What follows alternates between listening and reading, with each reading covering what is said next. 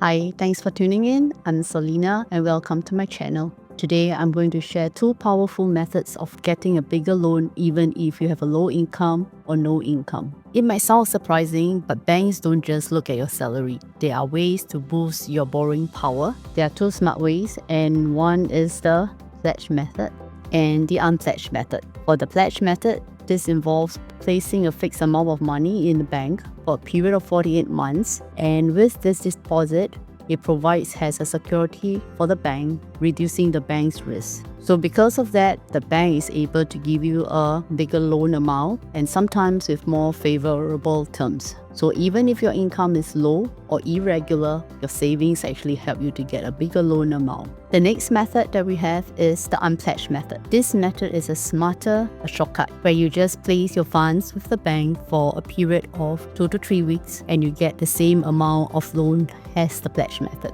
At the end of 2 to 3 weeks, the funds are released to you and you get to keep the loan. It's a fast and flexible way to increase your loan amount without locking in your funds for a longer period of time. Before I dive into how the pledge and unpledged method works, it is important to understand the term TDSR, or Total Debt Servicing Ratio.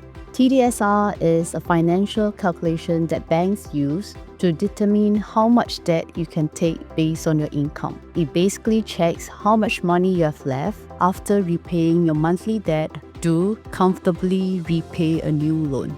There are 4 components in the TDSR. 1, the age of the buyer, which will determine the loan tenure, the loan amount, the interest rate, and also the monthly installment. To calculate the pledge amount, we need to focus on the monthly installment. So let me explain this with 2 examples. Example 1 will be a buyer with no income. The purchase price is 1 million, and at a loan of 75%, he's able to get 750,000 loan. The buyer's age is 35, so the loan tenure will work out to be 30 years. That's 65 minus a buyer's age of 35, and he's able to get a loan tenure of 30 years. Interest rate at 4%, the monthly installment will work out to be 3,581. And with the income, so with that monthly installment, we'll work backwards to see how much income he actually needs. So 3,581, you divide by 0.55, you'll get 6,510. And the pledge amount, because it has to be with the bank for 48 months, so it's 6,510 multiplied by 48, you'll get 312,480. So this will have to stay with the bank for 48 months.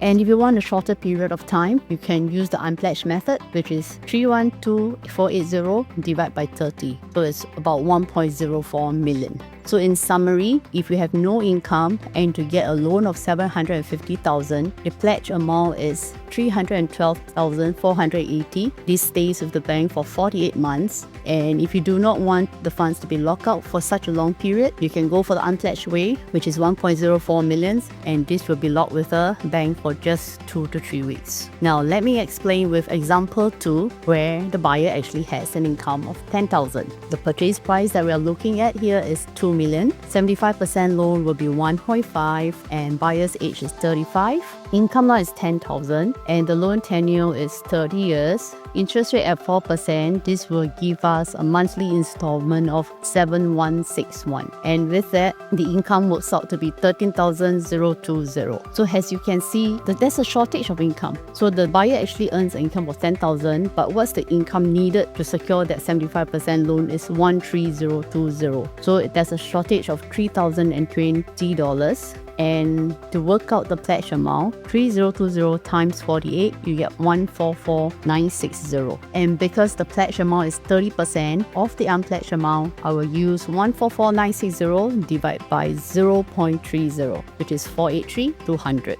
So in summary, to get a loan of 1.5, you will need to pledge the amount of 144,960 with the bank for 48 months, and the unpledged amount will be 483,200. If you are not keen on locking away your funds for so long, or simply don't have that much liquidity at the moment, there's a smarter, more flexible approach that you can take. It is called the partial pledge and unpledged method. Let me explain this to you by using example 2. On the left corner here, you're able to see that with the full pledge and unpledged method, the pledge amount is 144,960, or you do an unpledged of 483,200. But if let's say you don't have the amount of money, you do the partial pledge and unpledged method on the right hand side, my right hand side, you do a 2/5 of 144,960, you'll get 57,984. So you can see from here that the amount that you need is significantly reduced. And then you combine it with unpledged method, which is 3/5 of 483,200, and you get 289,920. So the total cash needed is